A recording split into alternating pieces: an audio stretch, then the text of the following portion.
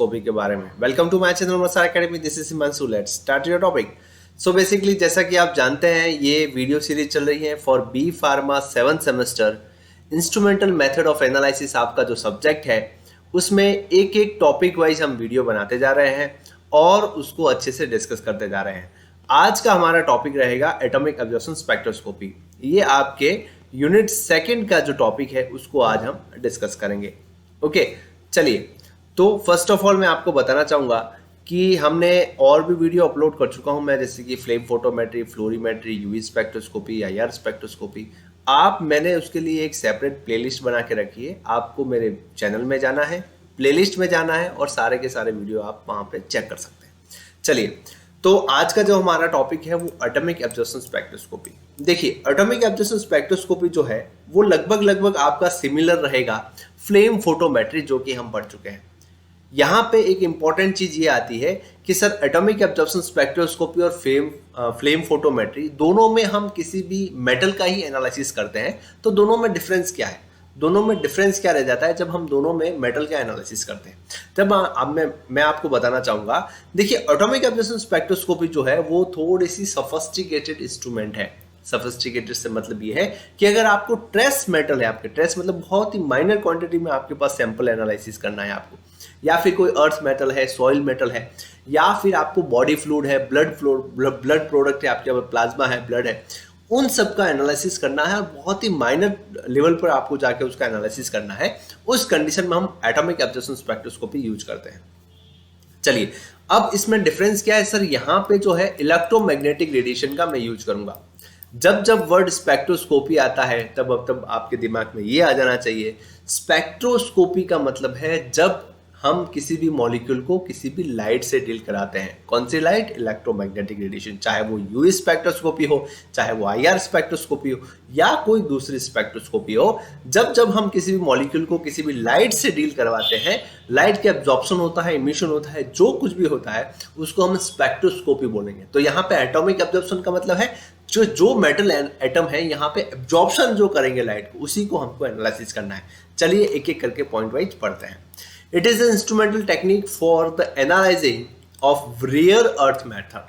Rare earth matter का मतलब जो अगर सॉइल का आपके पास एनालिसिस है, जहाँ ज़्यादातर आप देखेंगे कोई मेटल इंडस्ट्री है, स्टील इंडस्ट्री, वहाँ पे भी आपको एटॉमिक अब्जॉर्प्शन स्पेक्ट्रोस्कोपी है वो भी मिल जाएगा, रेदर देन फार्मास्यूटिकल इंडस्ट्री। मतलब फार्मेसी में तो यूज करते हैं, उन सभी इंडस्ट्री में भी एटॉमिक अब्जॉर्प्शन स्पेक्ट्रोस्कोपी मिल जाएगा।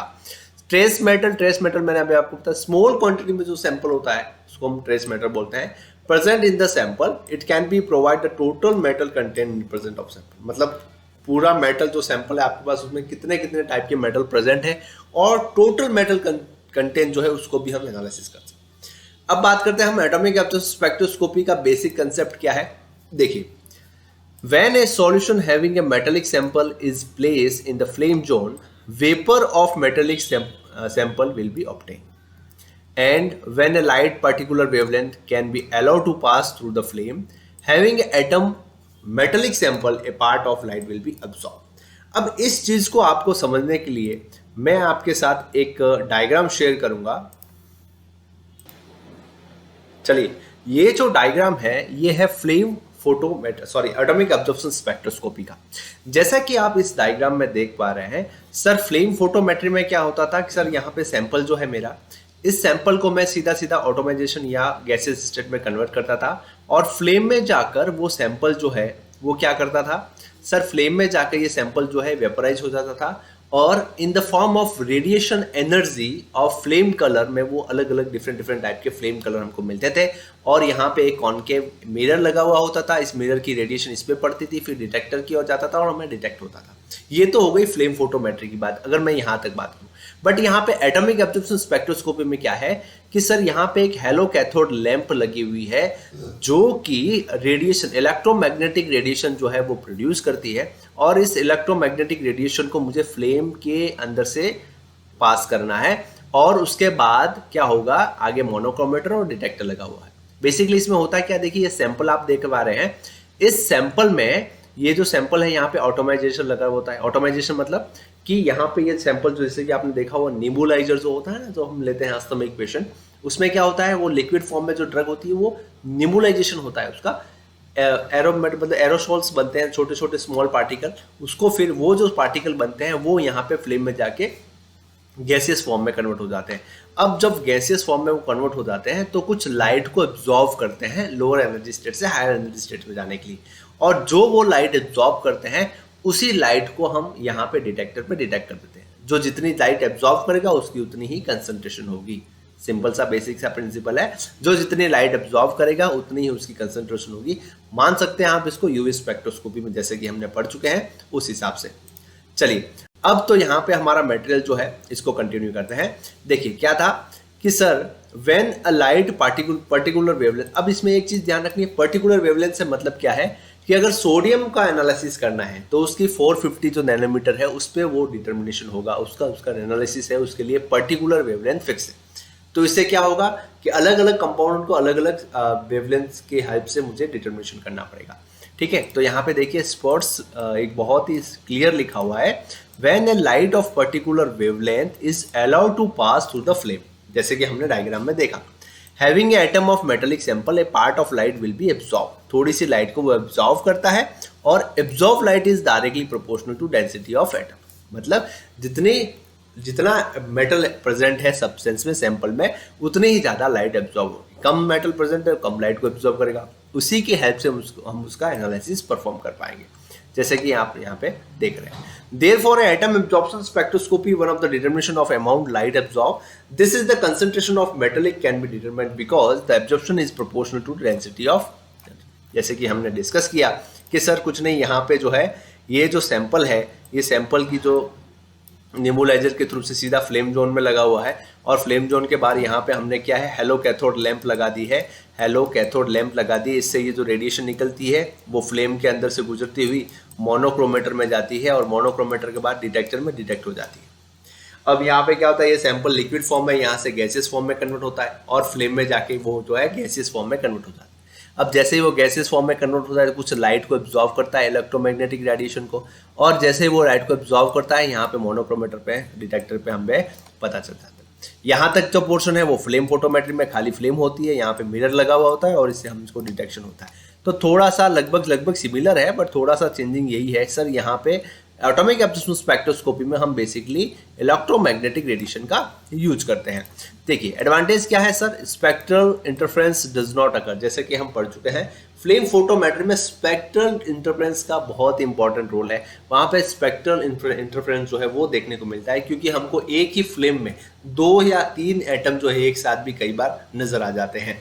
It is independent of flame temperature पे इसका डिपेंडेंट नहीं रहता है, and atom which is more sensitive can be Fe, cadmium and Az, which is to be analyzed by the atomic absorption spectroscopy। अब disadvantage क्या है, separation light source element, जैसे कि मैंने आपको बताया ये एडवांटेज भी है और डिसएडवांटेज भी है कि हर एक मॉलिक्यूल, हर एक मेटल एटम के लिए अलग अलग हमें लाइट सोर्स की अवेलेबिलिटी चाहिएगी। Can not be use the estimation of, जैसे कि सेलेनियम है, एल्यूमिनियम है, इन सब का एनालिसिस हम नहीं कर पाएंगे, बिकॉज यहाँ पे जैसे ही वो फ्लेम जोन में जाएंगे ऑक्सीडाइज हो जाएंगे। अब basically most important as per your examination, as per your syllabus, ध्यान रखना ये क्वेश्चन कई बार एग्जामिनेशन में पूछा हुआ है कि what is the difference between the atomic absorption spectroscopy and flame emission spectroscopy. most important, what is the difference between the atomic spectroscopy and flame emission spectroscopy? क्या क्या है देखिए, फर्स्ट एटॉमिक एब्जॉर्प्शन स्पेक्ट्रोस्कोपी और flame emission spectroscopy, एक एक difference को हम आगे बढ़ते हुए आगे चलेंगे। In this the signal are obtained from the difference between the intensity of light, metallic element and presence of metallic element, and in this the turn into excited state and state of emit radiation in return to the lower energy states. Emit radiation make a basis of ours. यहाँ पे क्या difference है sir, यहाँ पे जैसे कि हमने पढ़ा एटॉमिक एब्जॉर्प्शन स्पेक्ट्रोस्कोपी में जो मॉलिक्यूल है वो क्या करेंगे, वो लोअर एनर्जी स्टेट्स में हायर एनर्जी स्टेट्स में जैसे ही जाएंगे तो कुछ लाइट को एब्जॉर्व करेंगे, फिर वो हायर एनर्जी स्टेट्स में जाएंगे, कुछ लाइट को एब्जॉर्व करते हैं। बट यहाँ पे क्या है sir, molecule lower energy state से हायर एनर्जी स्टेट में जाएगा और वापस अनस्टेबल रहेगा, तो वापस वो अपनी लोअर एनर्जी स्टेट में आएगा, तब वो कुछ लाइट को इमिट करेगा in the form of flame. ये है फ्लेम इमिशन स्पेक्ट्रोस्कोपी। अब नेक्स्ट बात करते हैं signals come from the atom absorption spectroscopy in density and depend on number of atomic absorb, मतलब जितने एटम्स ने लाइट को एब्जॉर्ब किया उस हिसाब से वो डिपेंड रहेगा। एंड यहाँ पे signals from the emitted intensity recorded and it is effective to the temperature of room. Basically flame photometry में फ्लेम का जो टेम्परेचर है it is so important. Okay, so यहाँ पे देखिए थोड़ा सा रो डायग्राम बना हुआ है, इस डायग्राम को हम देखते हैं। सर लाइट सोर्स है एलो कैथोड लैंप, जैसे कि हमने देखा फ्लेम जोन, और फ्लेम जोन में क्या आ रहा है, सैंपल आ रहा है जो कि लिक्विड से गैसियस स्टेट में कन्वर्ट हो रहा है। अब क्या हो रहा है, मॉडिफाइड द इंटेंसिटी ऑफ, यहाँ पे एटम एब्जॉर्प्शन कर रहा है और जहाँ पे एटम, कुछ एटम जो है लाइट को एब्जॉर्ब कर रहे हैं, वहां पे हम मोनोक्रोमेटर और डिटेक्टर के थ्रू स्टडी में दिखाई दे रहे हैं। ये देखिए रो डायग्राम इसका। सबसे पहले जैसे कि मैंने आपको कलरफुल डायग्राम बताया, यहाँ पे जो है हेलो कैथोड लैंप लगी हुई। सर हमने 2-3 बार डिस्कस किया हेलो कैथोड लैंप क्या है सर। देखिए हेलो कैथोड लैंप जो है it is A for producing the electromagnetic radiation.